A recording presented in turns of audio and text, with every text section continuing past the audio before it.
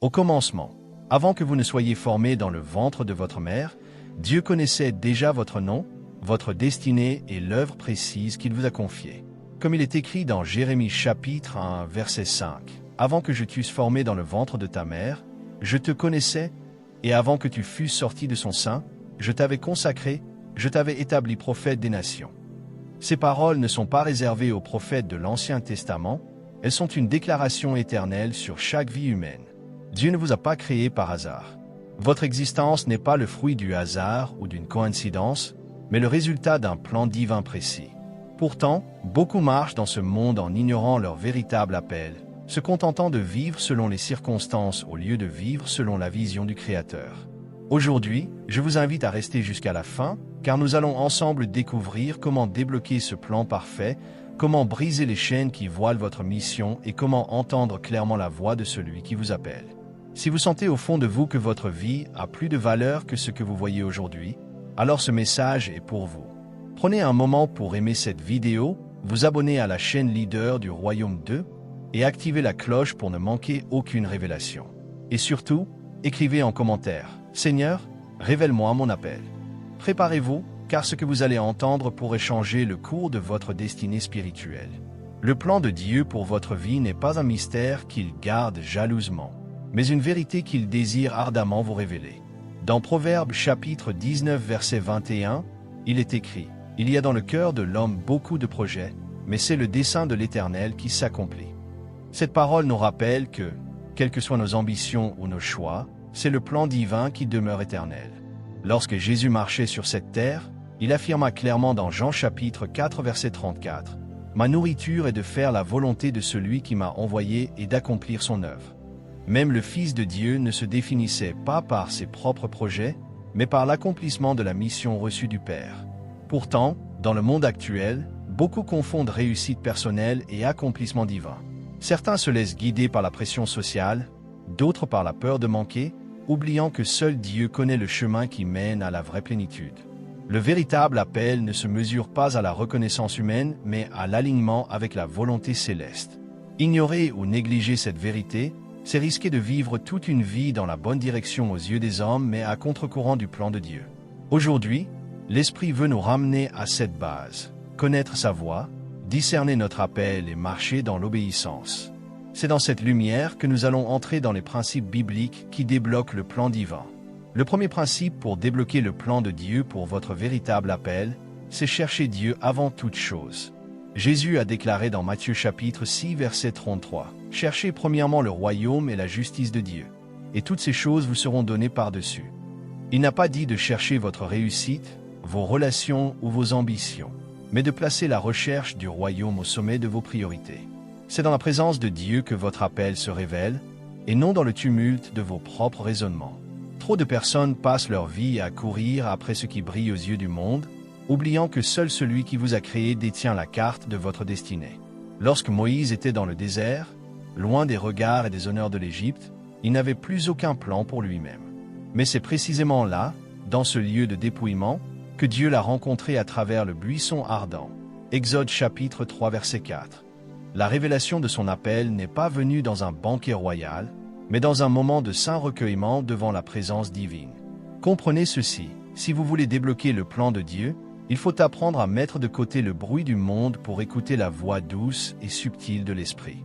Cela implique du temps de prière, du jeûne et une discipline spirituelle qui vous garde connecté au cœur de Dieu. Car la volonté de Dieu n'est pas toujours évidente à l'œil nu. Elle est parfois cachée derrière des saisons de silence, d'attente, voire d'épreuve. Mais dans ces moments, l'Esprit affine votre caractère pour que vous soyez prêt à porter l'appel. Ne cherchez pas à forcer les portes que Dieu n'a pas ouvertes. Au contraire, cherchez sa face et il ouvrira les portes au moment parfait. David, avant de devenir roi, a passé des années dans les champs à adorer Dieu avec sa harpe. Ce temps d'intimité avec l'Éternel a façonné le leader qu'il allait devenir. Dieu veut faire la même chose avec vous. Le plan est là, mais il se débloque lorsque vous mettez le royaume en premier. Alors, ne commencez plus vos journées par vos plans, commencez-les par sa présence. Car dans sa lumière, tout devient clair et chaque pas trouve sa direction. Le deuxième principe pour débloquer le plan de Dieu pour votre véritable appel, c'est obéir sans délai à ses instructions. L'appel divin n'est pas seulement une révélation à recevoir, c'est aussi une direction à suivre pas à pas. Dans Genèse chapitre 12 verset 1, l'Éternel dit à Abraham, « Va-t'en de ton pays, de ta patrie et de la maison de ton père, vers le pays que je te montrerai. » Remarquez que Dieu ne lui a pas donné tous les détails, mais seulement une première étape. Abraham n'a pas attendu de connaître le pays exact, le climat ou les conditions de vie. Il s'est mis en route, simplement parce qu'il savait que celui qui appelle est fidèle pour accomplir. Beaucoup de croyants bloquent leur propre destinée, non pas par manque de révélation, mais par manque d'obéissance. Dieu peut vous avoir déjà parlé à travers sa parole, par une conviction intérieure ou par un serviteur de l'Évangile, mais tant que vous ne passez pas à l'action, le plan reste à l'arrêt. L'obéissance n'est pas négociable dans le royaume. Lorsque Pierre a entendu Jésus lui dire « Suis-moi, et je te ferai pêcheur d'hommes », Matthieu chapitre 4 verset 19, il a laissé immédiatement ses filets. Il n'a pas attendu de finir sa journée de travail ou de calculer les pertes financières. Il a compris que répondre à l'appel divin exige des décisions radicales et immédiates. L'obéissance rapide est une preuve de confiance totale en Dieu. Et parfois, cette obéissance vous conduira dans des lieux inattendus, à travers des chemins qui défient votre logique humaine. Mais souvenez-vous, chaque pas d'obéissance est une clé qui débloque une nouvelle étape du plan de Dieu. Le contraire est aussi vrai. Chaque retard ou compromis peut retarder la manifestation de votre mission. L'histoire du roi Saül est un avertissement clair. Parce qu'il a choisi d'obéir partiellement à l'ordre de Dieu concernant les Amalécites, 1 Samuel chapitre 15 versets 22 à 23, il a perdu le royaume. Samuel lui a dit, « L'obéissance vaut mieux que les sacrifices. » Cela nous enseigne que Dieu ne cherche pas nos justifications, mais notre soumission totale à sa voix. Alors, si Dieu vous a dit de parler, parlez. S'il vous a dit de partir, partez. S'il vous a dit de semer, semez. Ne laissez pas la peur, l'incertitude ou les conseils humains étouffer la voix divine. Car chaque acte d'obéissance ouvre une porte que personne ne pourra fermer. Le troisième principe pour débloquer le plan de Dieu pour votre véritable appel, c'est laisser Dieu façonner votre caractère avant d'élargir votre influence. Trop souvent, nous désirons les grandes plateformes, les grandes responsabilités et la reconnaissance avant que notre cœur ne soit réellement prêt à les porter. Pourtant, Dieu est bien plus intéressé par qui vous devenez que par ce que vous accomplissez. Dans Luc chapitre 16 verset 10, Jésus dit « Celui qui est fidèle dans les petites choses l'est aussi dans les grandes ».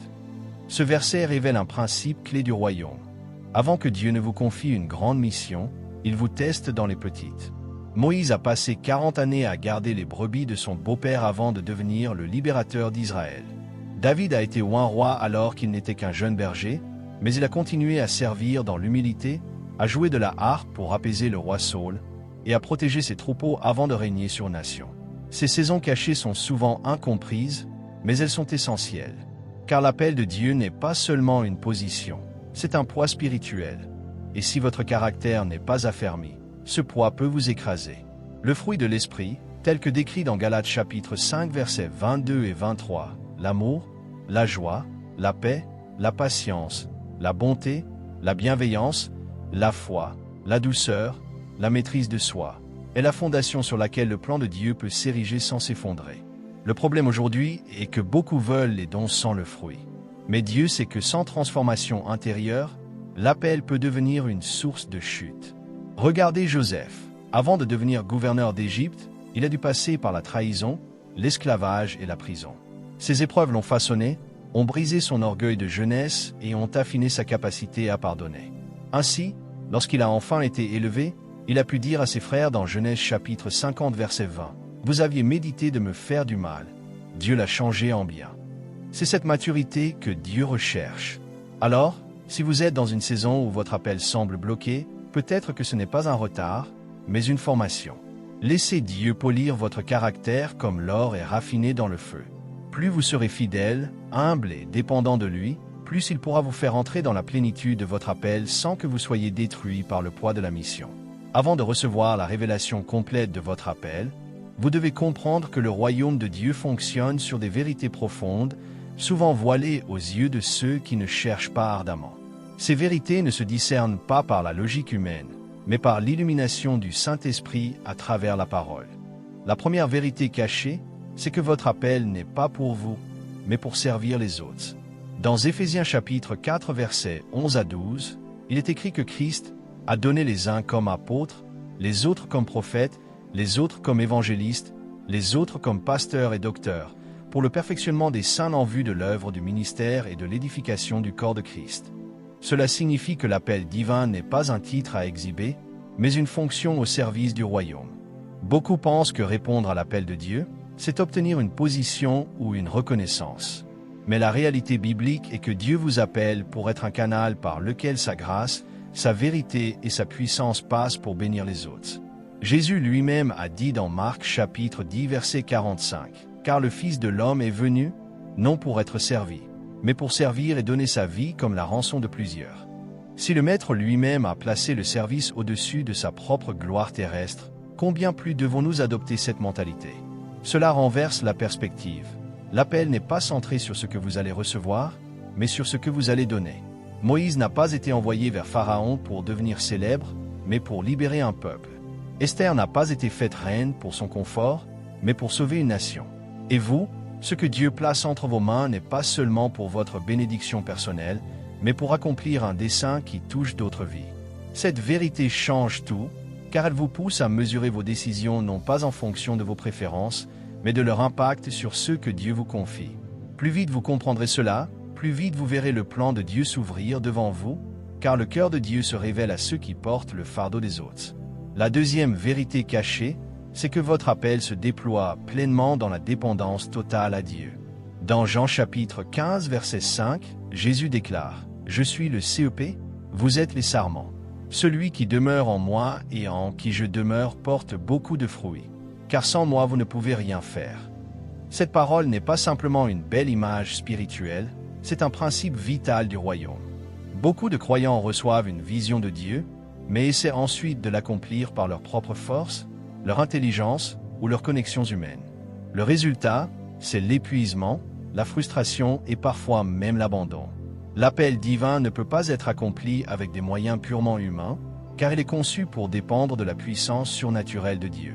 Pensez à Gédéon, il devait affronter une armée innombrable avec seulement 300 hommes. Juges chapitre 7 verset 7.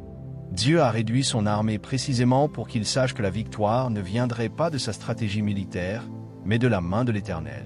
Cette dépendance est inconfortable pour notre nature charnelle, car elle nous oblige à renoncer au contrôle, à admettre que nous ne pouvons pas tout prévoir, et à marcher par la foi.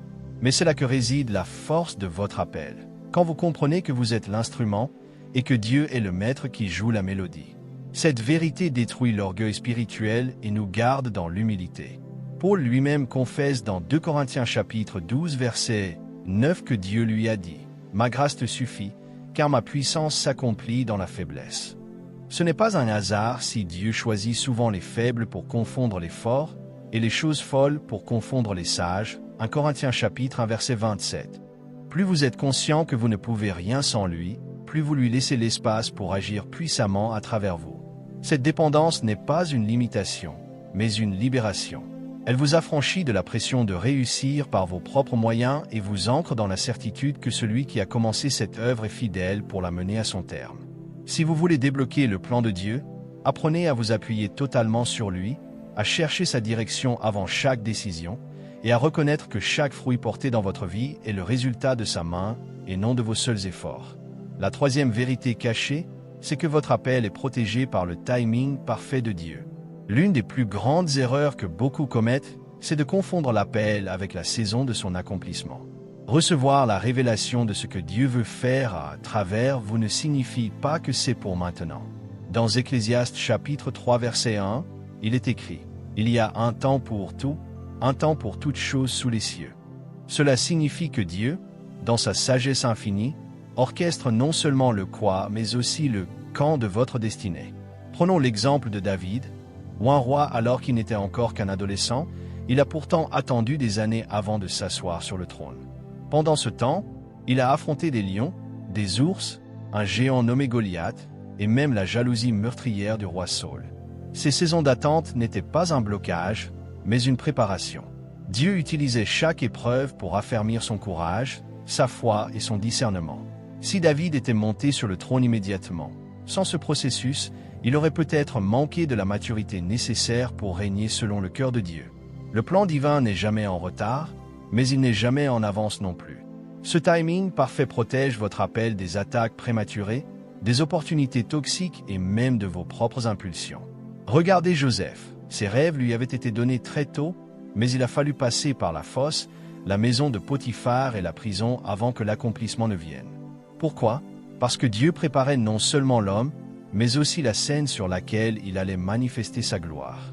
Comprendre cette vérité, c'est accepter que l'attente n'est pas une perte de temps, mais un investissement divin dans votre caractère et dans les circonstances qui vous entourent. Cela vous garde en paix, même quand rien ne semble avancer, car vous savez que celui qui a tracé votre route connaît l'heure exacte à laquelle vous devez entrer en scène. Ainsi, si vous voulez débloquer le plan de Dieu, ne cherchez pas à précipiter les choses. Alignez-vous avec son calendrier, et vous verrez que quand le temps fixé arrivera, aucune force humaine ni spirituelle ne pourra empêcher l'accomplissement de votre véritable appel. Savoir que Dieu a un plan pour votre appel est une chose. Le débloquer et le vivre pleinement en est une autre. Aujourd'hui, l'Esprit de Dieu veut vous conduire à poser des actions concrètes qui ouvrent la voie à l'accomplissement de votre mission. Ces pas sont simples, mais puissants, lorsqu'ils sont faits dans l'obéissance et la foi. Le premier pas pratique pour débloquer le plan divin, c'est de commencer chaque journée par une consécration totale à Dieu. Dans Proverbes chapitre 3 versets 5 et 6, il est écrit « Confie-toi en l'Éternel de tout ton cœur et ne t'appuie pas sur ton intelligence. Reconnais-le dans toutes tes voies et il aplanira tes sentiers. » Consacrer sa journée, ce n'est pas simplement dire une courte prière le matin. C'est placer chaque pensée, chaque parole et chaque action sous l'autorité du Seigneur avant même de les entreprendre. Cela signifie que, avant de répondre à un appel téléphonique, de signer un contrat ou de faire un choix, vous prenez un moment pour demander « Seigneur, est-ce la direction que tu veux ?» Cette pratique développe une sensibilité à la voix du Saint-Esprit et elle vous garde de nombreuses erreurs. Jésus lui-même, avant de choisir ses disciples, a passé toute une nuit dans la prière, Luc chapitre 6 verset 12. Si le Fils de Dieu avait besoin de chercher la direction du Père avant de prendre des décisions majeures, combien plus devons-nous le faire? Ce simple acte quotidien d'abandon crée un espace spirituel où Dieu peut diriger vos pas et vous révéler les opportunités alignées sur votre appel. C'est souvent dans ces moments que des idées, des inspirations et des ouvertures inattendues se manifestent. Lorsque vous commencez ainsi, vous ne marchez plus à l'aveugle, vous marchez guidé. Et un croyant guidé par Dieu est inarrêtable. Le deuxième pas pour débloquer le plan de Dieu pour votre véritable appel, c'est d'adopter une discipline spirituelle ferme et constante. La révélation de l'appel ne vient pas à ceux qui recherchent Dieu de manière occasionnelle, mais à ceux qui le poursuivent avec persévérance. Dans Psaume chapitre 1 versets 2 et 3, il est dit « Mais qui trouve son plaisir dans la loi de l'Éternel, et qui la médite jour et nuit. Il est comme un arbre planté près d'un courant d'eau, qui donne son fruit en sa saison, et dont le feuillage ne se flétrit point. Tout ce qu'il fait lui réussit. » La constance dans la prière, la méditation quotidienne de la parole et le jeûne régulier n'est pas une option pour celui qui veut marcher pleinement dans son appel. Ces disciplines construisent en vous une forteresse intérieure qui résiste aux attaques de l'ennemi et vous maintient dans la sensibilité spirituelle. Elles ne sont pas des rituels religieux, mais des rendez-vous divins où votre esprit est nourri et fortifié. Même Jésus, malgré sa nature divine, se retirait souvent pour prier seul, parfois à l'aube, parfois toute la nuit. Si vous ne nourrissez pas régulièrement votre esprit, le feu intérieur qui porte votre appel risque de s'éteindre sous la pression du monde. Cette discipline vous prépare à entendre clairement la voix de Dieu dans la confusion et à discerner les saisons de votre vie. Un appel non soutenu par la constance spirituelle devient vulnérable au compromis. Mais un appel protégé par une vie disciplinée est comme une flamme que ni le vent ni les tempêtes ne peuvent éteindre. Le troisième pas pour débloquer le plan de Dieu est de veiller attentivement à qui vous laissez parler dans votre vie. L'entourage influence directement la vitesse et la direction de votre marche vers l'accomplissement de votre appel. Dans 1 Corinthiens chapitre 15 verset 33, il est écrit « Ne vous y trompez pas, les mauvaises compagnies corrompent les bonnes mœurs. » Si Dieu a mis un rêve, une mission ou une vision dans votre cœur, vous ne pouvez pas vous permettre de marcher avec ceux qui la méprisent ou la minimisent. Jésus lui-même a limité son cercle intime à 12 disciples, et parmi eux, 3 étaient encore plus proches, Pierre, Jacques et Jean.